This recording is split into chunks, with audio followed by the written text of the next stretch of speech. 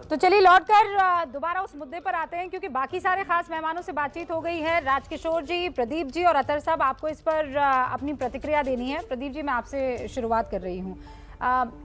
जो बात अभी अवनिजेश जी कह रहे थे कि फला पार्टी ने फला कैंडिडेट्स उतार दिए, भाई मुस्लिम बहुल इलाका है तो लीजिए मुसलमान उतार दिए। बीजेपी ने पहली मर्तबा, और वो भी अपना दल की वजह से, स्वार से एक कैंडिडेट जो उतारा है। अब ये मोहब्बत दो तरफा आज की तारीख में होती हुई तो दिखाई नहीं दे रही, ना बीजेपी की तरफ से ना मुसलमानों की तरफ से, या फिर चुप्पा टाइप का कोई वोट निकल आ सकता है इसमें। नहीं, दो तीन चीज़ें हैं रूबिका जी। देखिए 93 में एक नारा लगा था और कहा गया मुसलमानों की ओर से, मुस्लिम समुदाय की ओर से, पहले अपना भाई फिर जे भाजपा हराई उसके बाद सपाई। तो मुस्लिम वोटर का ये उसकी पसंद की कोई पार्टी नहीं, वो उस पार्टी को वोट देता है जो बीजेपी को हराने की स्थिति में हो। उसको कोई फर्क नहीं पड़ता कि वो समाजवादी पार्टी है, बहुजन समाज पार्टी है, कांग्रेस है, आरएलडी है या कोई इंडिपेंडेंट है। तो एक तो स्थिति ये है। दूसरा, ये जो नैरेटिव जो सुरक्षा का बना है ना, इसमें पता नहीं कैसे ये बना है कि जैसे मुस्लिम महिलाएं जो है पहले से ही सुरक्षित थी, उनको सुरक्षा की ज़रूरत नहीं थी, उनकी सुरक्षा खतरे में नहीं थी। उनको भी उतनी ही सुरक्षा मिली है, वो उनकी सुरक्षा उतनी ही खतरे में थी।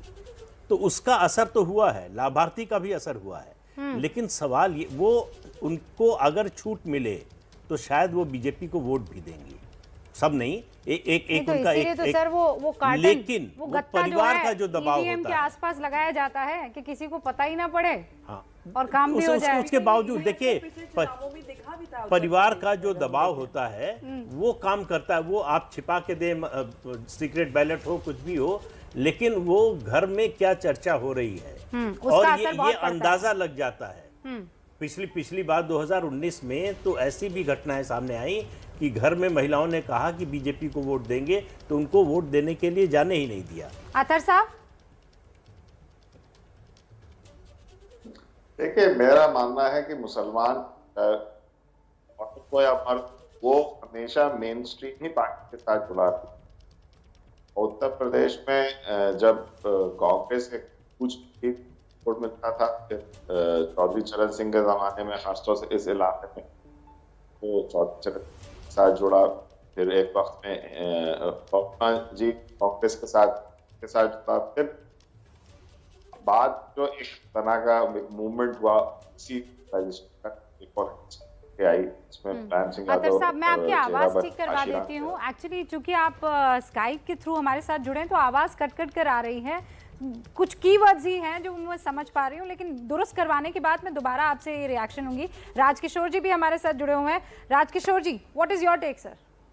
देखिए रूबिका, अभी जब हम लोग ब्रेक पे थे तो यहाँ पर अवनिजेश जी और फिरोज जी बहुत दिलचस्प बातचीत कर रहे थे। अवनिजेश जी का सवाल था कि आखिर 2019 में ऐसा क्या हुआ था कि उस समय मुस्लिम एक तरफा वोट बीजेपी के खिलाफ नहीं गया था, इस बार क्यों समाजवादी पार्टी के खिलाफ जाएगा?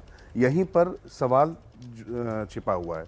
एक तो सबसे जो महत्वपूर्ण बात यहाँ पर ये समझने वाली है कि अब चुनाव हो रहा है उत्तर प्रदेश को लेकर। 2017 में जब चुनाव हुआ था तब मोदी चेहरा थे, अब योगी भी चेहरा हैं।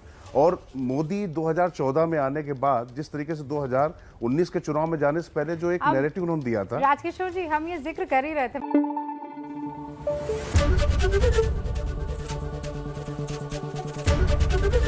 एबीपी न्यूज आपको रखे आगे।